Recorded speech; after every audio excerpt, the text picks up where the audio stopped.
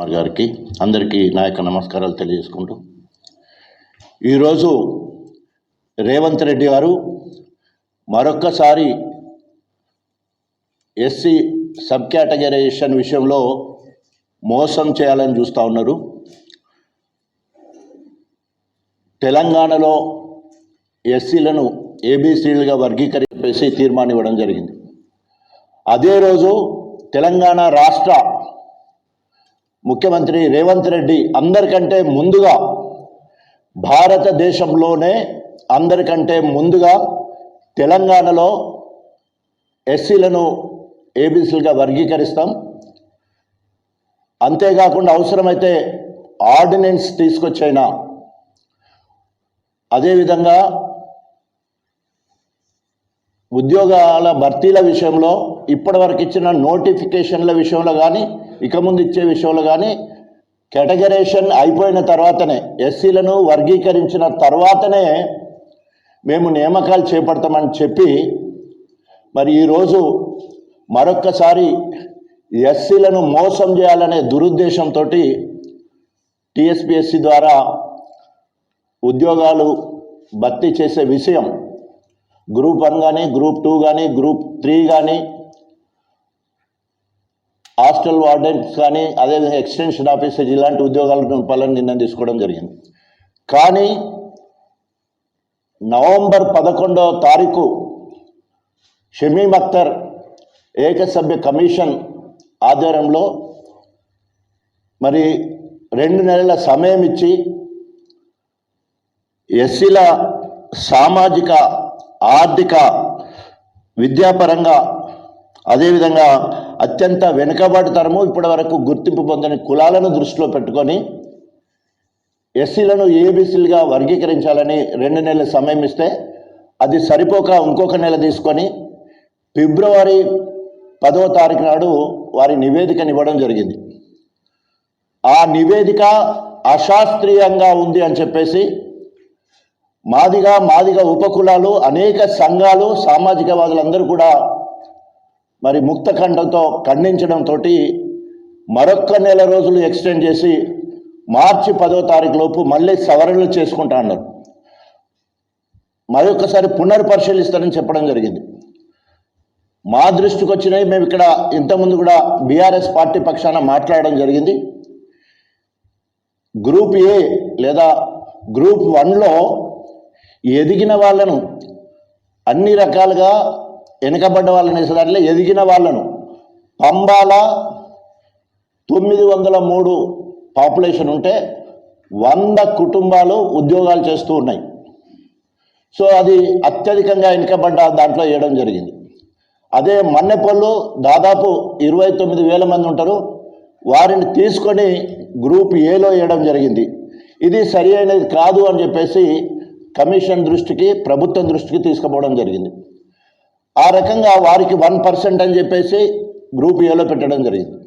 రెండోది group below లేదా group 2లో పెట్టింది ఏంటంటే మధ్యాంతరంగా ఎదిగిన వాళ్ళని చెప్పేసి, మాదిగలకు మరి దాదాపు 32,33,000 మంది సింగిల్ మాదిగ క్యాస్ట్ ఉంటే, సింగిల్ మాల క్యాస్ట్ 15,17,000 ఉంటే, 15 లక్షలకు 5% ఇచ్చినప్పుడు, మాదిగలు 32 లక్షలు ఉన్నప్పుడు 11% వరకు రావాలి.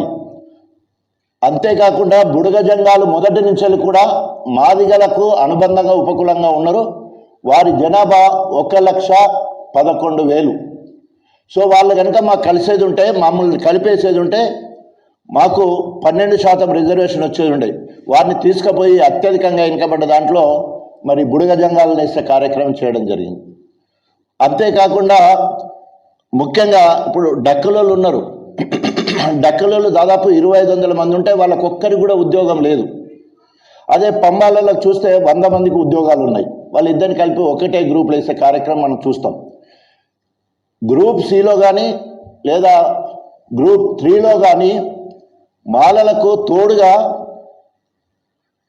నేత కాని వాళ్ళ కోసము వివేక్ వెంకటస్వామి గారే అన్నారు, అత్యధికంగా వెనుకబడ్డ కులము నేత కాని కులము, వీళ్ళకి అవసరమైతే కార్పొరేషన్ ఏర్పాటు చేయాలని చెప్పాడు.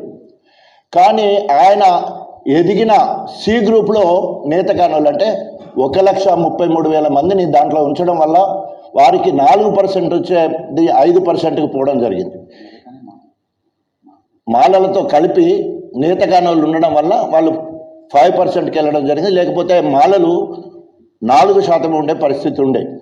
ఇప్పుడు మేము డిమాండ్ చేసేది మొదటి నుంచి ఉన్నట్టు ఎస్సీలను ఏబిసీలుగా వర్గీకరించాలి. ఎందుకంటే ఇన్ని ఉదాహరణలు చెప్పినాం, ఇది అశాస్త్రీయంగా జరిగింది. దాన్ని ప్రభుత్వం గుర్తించి మళ్ళీ కమిషన్కి ఇంకొక పునర్పరిశీలించాలని చెప్పేసి మళ్ళీ 4 రోజులు టైం ఇచ్చింది. ఇప్పుడు ఎవరు కూడా వెంటనే ఫలితాలు ప్రకటించమని ఎవరు కూడా ఆందోళన చేయట్లేదు. ఎస్సీ కేటగరైజేషన్ అయిపోయిన తర్వాతనే నియామకాలు చేపట్టాలనేది ప్రభుత్వం చెప్పింది. మేము దానికి ఎదురు చూస్తూ ఉన్నాం. కానీ ఇప్పుడు మరొక్కసారి ఎస్సీలను మోసం చేయాలనే ఉద్దేశంతో రేవంత్ రెడ్డి గారు మళ్ళీ కపట నాటకం. ఒకసారి ఇటు చూస్తేనేమో, ముందు చూస్తేనేమో మాదిగల పక్షపాతులు ఎక్కువ ఉంటాడు, వెనుక నుంచి వెళ్ళి మాత్రమో మాలలను నెయ్యడమే కాకుండా మాలలకు మేలు జరిగే కార్యక్రమాలు చేస్తున్నాడు. దీన్ని మేము తీవ్రంగా ఖండిస్తున్నాం. రేవంత్ రెడ్డి 2 నాలుకల ధోరణి మారుకోవాలని చెప్పేసి హెచ్చరిస్తూ ఉన్నాం. అదేవిధంగా ఇప్పటి వరకు అట్లా ఆగస్టు 1వ తారీఖు రోజే రేవంత్ రెడ్డి నియామకాలు చేపట్టాలని చెప్పేసి డిఎస్సి ద్వారా దాదాపు 15,000 ఉద్యోగాలు ఇచ్చిండు.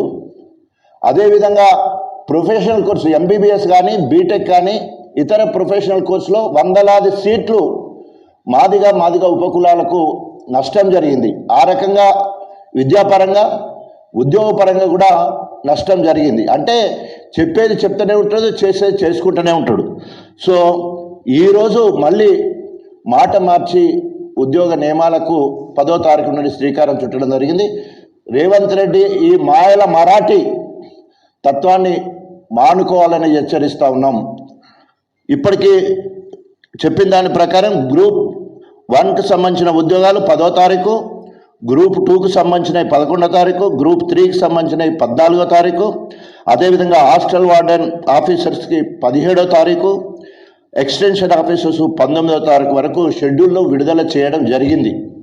దీన్ని వెంటనే నిలిపివేయాలని చెప్పేసి డిమాండ్ చేస్తూ ఉన్నాం.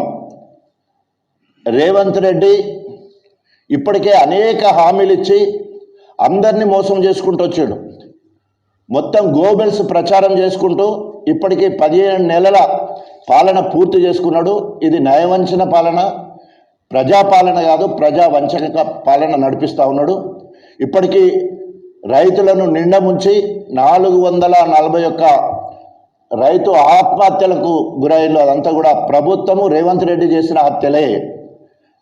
నిన్న ఇంటర్నేషనల్ ఉమెన్ డే అయితే అక్కడ పోయి కూడా మళ్ళా మహిళలకు మాయమాటలు చెప్తా ఉన్నాడు.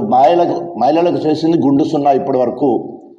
ఒక పక్క రైతులు పొలాలు వర్షం లేక పొలాలు సరి అయిన ప్రణాళిక లేకపోవడం వల్ల రిజర్వాయర్ల నీళ్లుండి కాలువల నీళ్ళు లేక పొలాలు ఎండిపోయే పరిస్థితి ఇలా కనబడుతూ ఉన్నది.